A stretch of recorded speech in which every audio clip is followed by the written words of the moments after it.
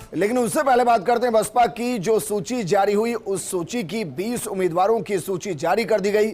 मुडावर से पृथ्वीराज को टिकट दिया गया है, जबकि गोगुंदा से दलपत गरासिया को मैदान में उतारा गया। जाडोल से निम्बाराम भील को और सलूमर से कन्हैया लाल को उतारा गया है, जबकि उदयपुर ग्रामीण से और कुल मिलाकर 20 सीटों पर बसपा ने अपने उम्मीदवार मैदान में उतारे और इसके साथ अभी तक कुल 46 सीटों पर बसपा अपने उम्मीदवार उतार चुकी है।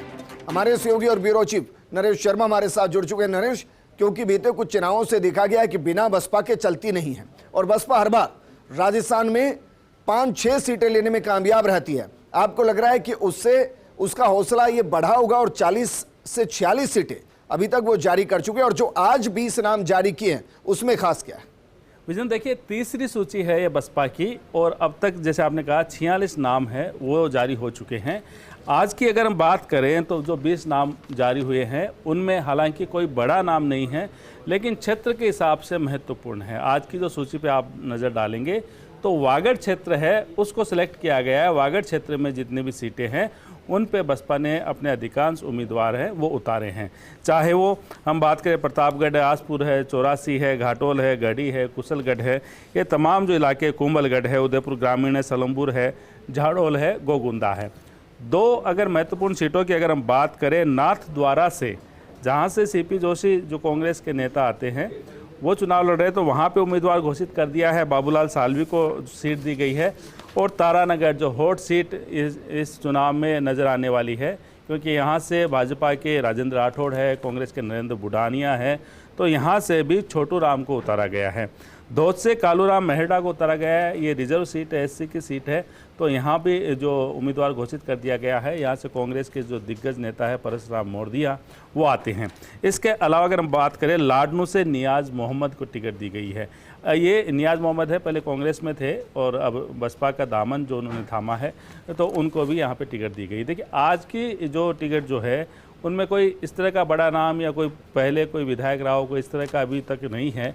लेकिन हाँ, जिस तरह से पिछली बार बसपा ने करीब 190 के लगभग जो है उम्मीदवार उतारे थे, तो इसी कड़ी में आज ये सूची जारी की है। अभी और सूची आएगी और कोशिश ये है, जो आपने कहा कि एक तीसरी ताकत जिस तरह से पिछले चुनाव में बसपा नज़र आ रही थी, उसी तरह से उभरने की कोशिश की जा रही है कि जो 4 से 5-6 जो सीटें बसपा जीतती रही है, कम से कम उतनी सीटों का कोटा है वो फिर से प्राप्त कर ले। ठीक है नरेश जी, एक और सवाल, क्योंकि बसपा के लिए राजस्थान में कहा जाता है कि दलितों की राजनीति करती है, लेकिन दलितों को बहुत ज्यादा टिकट देते नहीं। पिछले 6 विधायकों की अगर बात कर लें बसपा से जो जीत कर आए, वो अलग अलग जाति से आते हैं। आप इस लिस्ट को, या अब तक जो 46 नाम आए हैं उसमें आपको क्या लगता है, इस बार उस कोटे को कम करने की कोशिश की गई, मैक्सिमम दलितों को टिकट दी गई है? देखिए, ऐसा नहीं है विजेंद्र, जो सीटें जहाँ के लिए रिजर्व है तो उनको वहीं टिकट मिलेगी। तो जहाँ घोषित किया गया है, अगर वागड़ इलाके की बात करें जहाँ एसटी के लिए ज़्यादातर सीटें रिजर्व है, आपने शेखावाटी के धोत की जो मैंने बात की वो एससी के रिजर्व है, दलित के लिए, तो वहाँ दलित को चेहरा बनाया गया है। तो चूंकि यहाँ एक आरक्षण का जो मुद्दा है वो भी देखना होता है कि कौन सी सीट किसके लिए है। तो अगर तमाम जो सीटें अगर दलित के नाम कर दी जाए तो फिर जो बसपा पे लगातार ये कहा जाता है कि अन्य जातियों को साथ लेके नहीं चलती, वो तमगा वो हटाना चाहते हैं, और इसी कारण से अन्य जो जातियाँ हैं उनको भी वो लगातार टिकट देते रहे हैं। आपने जैसे कहा, पिछली बार जो बसपा के उम्मीदवार जीते थे वो अन्य जातियों से थे, दलित नहीं थे।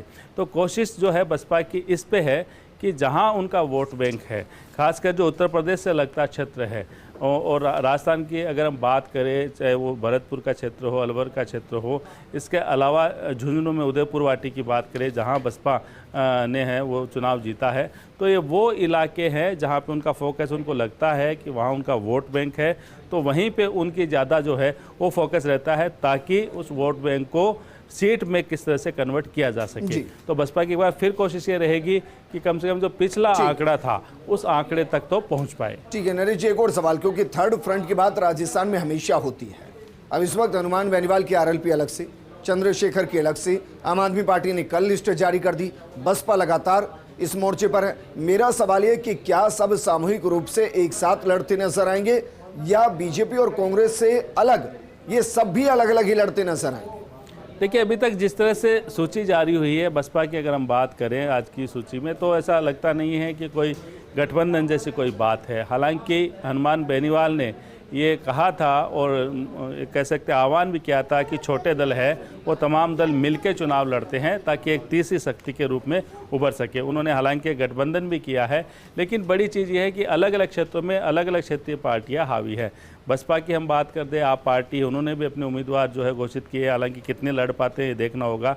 लेकिन खासकर वागड़ का जो इलाका है जहाँ बीटीपी है और बीएपी है, दो जो एक बीएपी नया बना है, तो उनका भी अपना वहाँ जो वर्चस्व वो अपना साबित करना चाहेंगे। तो वो अकेले चुनाव लड़ती है या किसी गठबंधन में चुनाव लड़ते हैं, ये देखना होगा। अच्छा, एक और सवाल आपसे, क्योंकि चाहे वो चंद्रशेखर की पार्टी हो या फिर मायावती की पार्टी, दोनों ही काशीराम के नाम पर वोट मांगती हैं, दोनों ही भीमराव अंबेडकर की विचारधारा को आगे बढ़ाती हैं। आपको लग रहा है इन दोनों के बीच में भी राजस्थान में मुकाबला होता हुआ नजर आएगा? और क्योंकि बीएसपी पहले से स्थापित पार्टी है, फायदा किसको ज्यादा होगा? देखिए, बसपा है वो लंबे समय से यहाँ पे चुनाव लड़ती रही है और ख़ास बात ये चुनाव जीतती भी रही है। उनके जो सदस्य हैं वो ज़रूर जीतते हैं, भले ही वो फिर उसके बाद वो रुख बदल लेते हैं। अगर पिछले पूरा 2 चुनावों की बात करें, बसपा के विधायक जीतते हैं विजेंद्र, लेकिन फिर वो सरकार के साथ हो जाते हैं। तो इस बार भी कोशिश तो ये रहेगी बसपा की कि वो अपना जो दमखम जो है वो बरकरार रखे और कम से कम जो 5-6 सीटें वो जीतते हैं अलग अलग इलाकों से, उस आंकड़े को फिर से छुए। क्योंकि अगर चंद्रशेखर की पार्टी और मायावती की पार्टी की बात करें तो राजस्थान में मायावती की जो बसपा है उसका पलड़ा भारी नजर आता है। ठीक है नरेश जी, शुक्रिया तमाम जानकारी हमारे साथ